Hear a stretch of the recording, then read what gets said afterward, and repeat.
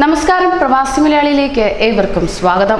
6 മാസത്തോളം ശമ്പളമില്ലാതെ ഇന്ത്യക്കാരടക്കം 600-ലേറെ തൊഴിലാളികൾ ഷാർജയിൽ ഇപ്പോൾ ദുരിതത്തിലാണ്.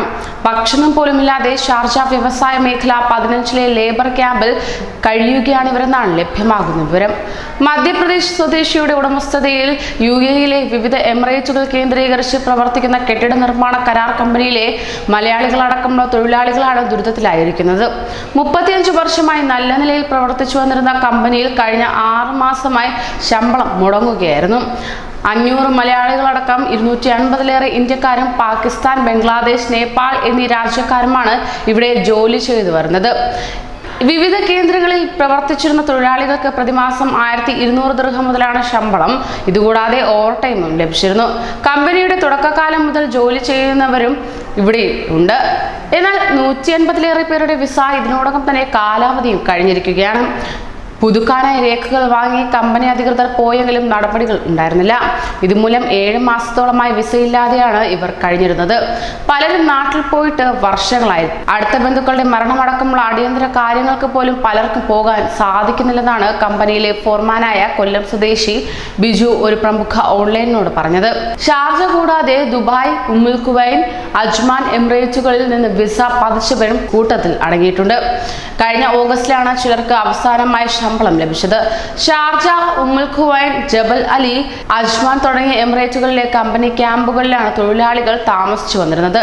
ഷാർജ ക്യാമ്പിനടുത്തുള്ള മലയാളി നടത്തുന്ന ഗ്രോസറിയിൽ നിന്ന് സാധനങ്ങൾ വാങ്ങിയാണ് ഭക്ഷണം ഉണ്ടാക്കിയിരുന്നത്.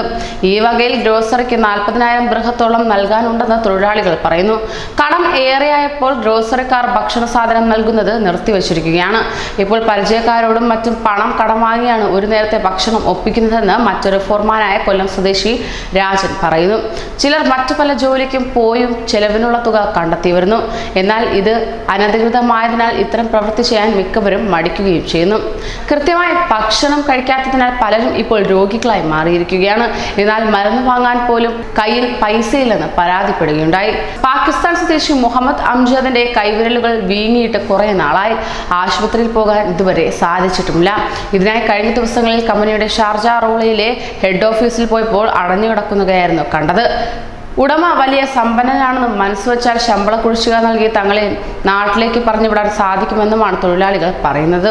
തൊഴിലാളികൾക്ക് പരാതി അറിയിക്കാനുള്ള തൊഴിൽ മന്ത്രാലയത്തിന്റെ 860 ടോൾ ഫ്രീ നമ്പറിൽ വിളിച്ച് തങ്ങൾ കാര്യങ്ങൾ ബോധിപ്പിച്ചിട്ടുണ്ടെന്ന് തൊഴിലാളികൾ തന്നെ പറയുകയുണ്ടായി.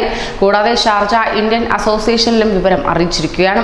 ഇതുവഴി ഇന്ത്യൻ കോൺസുലേറ്റിൽ പരാതിപ്പെടാനാണ് ശ്രമിക്കുന്നതെന്ന് ഇവർ പറയുന്നു. മറ്റൊന്നും വേണ്ട, തങ്ങളുടെ ശമ്പള കുടിശ്ശിക തീർത്ത് നാട്ടിലേക്ക് അയച്ചാൽ മതിയെന്നാണ് ഇവരുടെ ആവശ്യം. തൊഴിലാളികൾ ദുരിതത്തിലായ വിഷയത്തിൽ പരാതി ലഭിച്ചതിനെ തുടർന്ന് ക്യാമ്പ് സന്ദർശിച്ചതായും ഇന്നു മുതൽ ഭക്ഷണം എത്തിക്കുമെന്നും Sharjah Indian association president EP Johnson അറിയിക്കുകയുണ്ടായി. ഈ വിവരം ഇന്ത്യൻ കോൺസുലേറ്റിനെ ധരിപ്പിച്ചിട്ടുണ്ട്. അവരുടെ കൂടി നിർദ്ദേശമനുസരിച്ച് കമ്പനി പ്രതിനിധികളുമായി ചർച്ചയും ആരംഭിച്ചു കഴിഞ്ഞു. കൂടുതൽ പ്രവാസി വാർത്തകൾക്കായി ഈ ചാനൽ സബ്സ്ക്രൈബ് ചെയ്യൂ.